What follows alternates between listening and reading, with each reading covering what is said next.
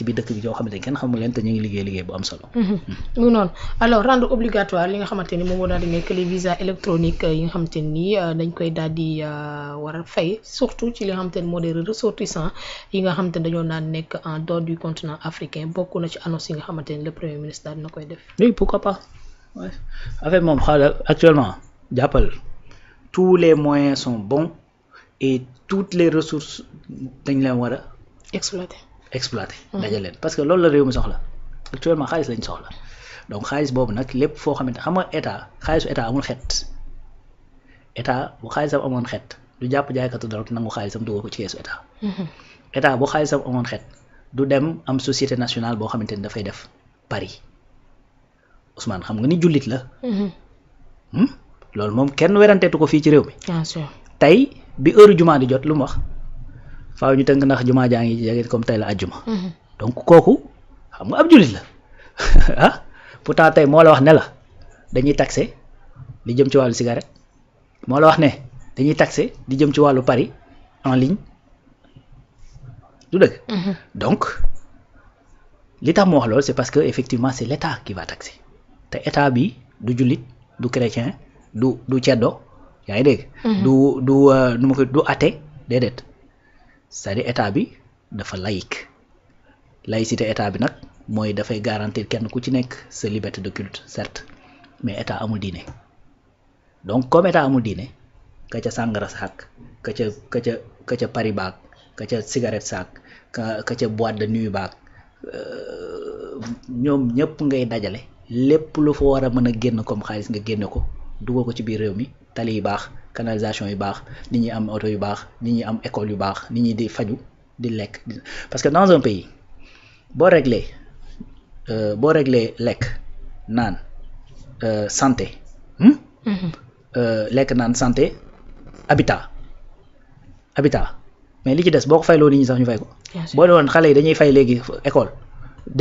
DCI dañuy fay léegi école yëpp privé la ñu fay ko parce que en vérité yeneen yi nga xamante ni ñoo gën a metti rek la ma quoi c'est ce que je veux dire moo tax encore une fois c'est une bonne chose que lépp loo xamante ni niche la bu nekk ci biir réew mi tey génne alal état war cee mën a am tuuti gis nga boo demee en Colombie les narcotrafiquants xam nga lan moo tax ñuy wax naan gars yi dañuy américains yi dañuy xeex drogue parce que dañuy wax ni c'est un marché qu'ils ne maîtrisent pas parce que ku ne xam na ni dans l'histoire les Américains ont inondé des marchés de drogue même ba ci seen biir réew comprends nga c'était pour maintenir effectivement yenn équilibre yeeg yu demel boo demee en Colombie loolu lañ lay wax dañ naan la yëf yi baaxul yëf yi américains yi ñooy wax baaxul parce que li tax ñuy wax baaxul parce que dañoo amul maîtrise ci alal ji nga xamante ne mooy tourner ci biir bu fekkoon ñoom ñoo maîtriser alal ji duñu wax ne kiiwul tey boo demee dans les années 70 dans les années 60 c'est pas n'importe comment nga doon créer un casino aux États-Unis c'est-à-dire il y avait effectivement benn contrôle bu strict bu compliqué mais quand les Américains bi état bi demee ba maîtriser la mafia bi doon tourner autour de ñooñu ba maîtriser effectivement li nga xamante ne mooy circuit xaalis yi fay dem mais actuellement demal à Las Vegas c'est une ville pour faux donc état noonu lay doxee c'est-à-dire lépp loo xamante ne dafay créer de la richesse ci biir réew mi état da cee war a am dara lépp nag laa la wax luy créer de la richesse ci biir réew mi loo xamante ne ay loi réew ma terewuñ ko état da cee war a am dara bu ko loi réew mi teree buñ ko jàppee dañ ko war a nangu dugal ko effectivement ci kees état yi looloo tax tey état du Sénégal am lu mel ni par exemple ONRAC nga xamante ne mooy agence bi nga xam ne tey bu ñu jàppee ay avoir criminel ñoom ñoo koy jël récupérer ko def tegal ko sur le marché jaay ko pour que état mën cee récupérer de l'argent donc jàppal ni donc visa à plus forte raison Sénégal pays la boo xamante ni bientôt destination lay doon gars yi dañ fiy bëgg a ñëw donc il faudrait que également ni ñuy demee ñun ci seeni réew ñuy am dara ci ñun prenons l'exemple de l'ambassade des États-Unis boo fay dem seen kii bi à l'époque en tout cas rendez-vous yi ça tourne entre 112 000 à 120 000 francs dépendamment de dollar bi fan la toll dépendamment de dollar par jour mën nañ jël 200 personnes par 120 000 francs ça c'est des sous par jour donc loolu manne financière la boo xamante ni dafay génn il faut que am foo ko contrebalancer gars yi bu ñuy ñëw boo leen fayloowul lépp itam defoo réciprocité ak yu ne mel mais au moins nga xool naka ngay jëlee benn juróomi dërëm wala ñaar dërëm c'est toujours quelque chose qui va se rajouter ci li nga yoroon donc boo ko defee à l'échelle du monde man je pense que c'est bon ni prends par exemple Nicaragua bi gars yi doon jaar dem fa mais loolu fa boo demee ba à l'aéroport de Nicaragua da ngay fay visa électronique.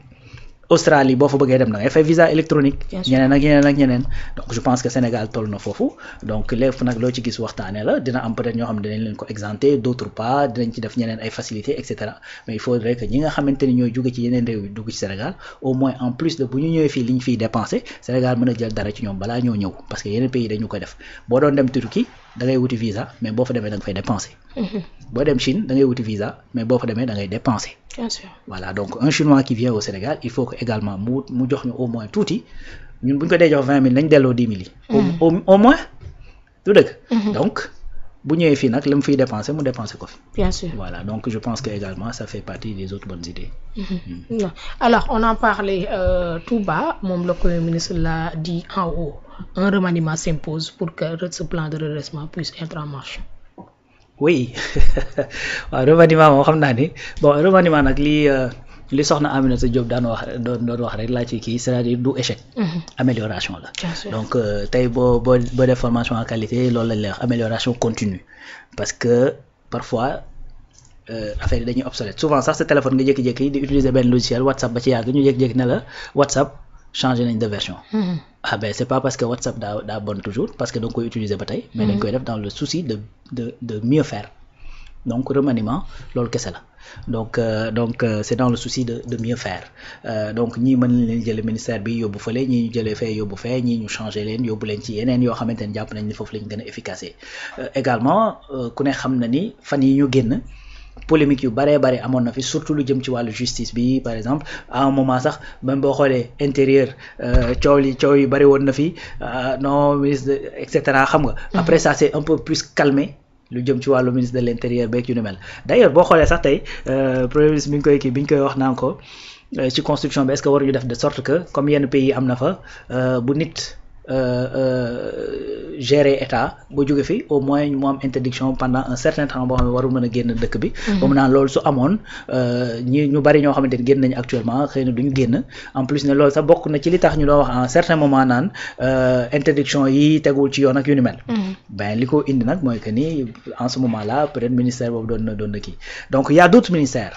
tey par exemple il y a des questions qui se posent sur certains ministères lu jëm peut-être ci wàllu santé xëy na ñi ngi kii dañoo communiqué wul environnement man fan yéen maa ngi sax quelqu'un du ministère de l'environnement di def benn poste di expliquer un peu li nga xamante ni ñu ngi koy liggéey parce que dafa am ñenn ñu doon indexer le ministère di wax ne daanaka liggéey ñu ba ñoom ñu génn def ay démenti après génne ay kii ki demee noonu loolu parfois nag mën na nekk problème communication. Parce que parfois mën na nekk juste impression mais ki nga xamante ne moo la dénk liggéey bi di gis ne yaa ngi def résultat c'est juste que da ngaa discret doo communiquer bu baax moo tax à un certain moment boo doxee ba benn période c'est normal nga toogaat daal di réfléchir daal di xool ni ñu ko defee ci plan de redressement bi génne ko certainement dinañ toog évaluer l'action du gouvernement d'autant plus que dès le départ li ñu wax mooy que ni dañuy def gare gestion axée sur les résultats. Donc cela signifie que ni ministre bu ci nekk fixer nañ la ay objectifs. Donc objectifs yooyu il faut que ñu évaluer la parce que sinon y a pas lieu d'être di fixer ay objectifs. jàppal ni lépp looy def boo fixer objectif rek évaluation mi ngi ci wet gi jàppal loolu. Donc ci gestion de projet sax loolu da ci am dafay am ce qu'on appelle suivi évaluation mooy que ni def naa benn projet dawal naa ci pendant 1 an ma taxaw xool projet bi. ba may départ ak fi ma yegg si fan laa ci toll. par rapport ak objectif yi ma fixé woon ndax yegg naa ci lan moo sooxe lan moo bloqué et cetera donc suivi évaluation boobu moo lay mën a permettre ngay jooyanti n'est-ce pas. Donc encore une fois man jàpp naa ni remaniement même sur le plan communicationnel. lu baax lay doon wane ni ñu ngi ci beneen dynamique. ñu ngi ci beneen niveau ñu ngi ci beneen impulsion boo xamante ni ci la ñu nekk donc yi nga xamante ni encore une fois ci gaar bi joxoon nañ leen ay objectifs xool buñ ko atteindre même suñu communiqué wul man je pense pas que problème am na l'essentiel c'est les résultats am na ñoo xamante ni ils ont nu ma koy tuddee ñoo gën a am aptitude ci communiquer que d'autres loolu dafay am peut-être man ni ma mënee communiquer peut-être que yow mënoo communiquer noonu peut-être que Binta moo ma ko dàq et cetera donc duñu tolloo ay aptitude l'essentiel c'est que le résultat soit là donc même si je suis discret et que je fais le boulot donc l'État a les outils pour mën a xool par rapport ak objectif yi ma leen fixé loon ndax ñu ngi koy atteindre ou pas et si c'est pas le cas man jàpp naa ni ci loolu la ñuy kii ce sera rien de personnel du ay affaire de nit ak yu demee noonu ce sera le résultat qui va peser sur la balance parce que je sais que le président Bassirou Diomaye Faye rigueur boobu mi ngi ci moom donc du fi nekk naan kii moom a neex kële moom a kii teg ko ci ay affaire de personne non c'est les résultats qui vont parler donc bu ñu xoolee nag gis ne tel ministère mi ngi def li ñu koy doyee même si su fekkee ni fësul trop ci réseau yi également je crois pas que dina bouger mais je crois que effectivement remaniement dina am parce que premier ministre xaw na ko junj un peu pour qu'il sait lire entre les lignes donc jàpp naa ne dana loolu et puis ce sera toujours dans le besoin de l'amélioration continue. Bien sûr. Maintenant est-ce qu'on peut mën nañ imaginer voir d'autres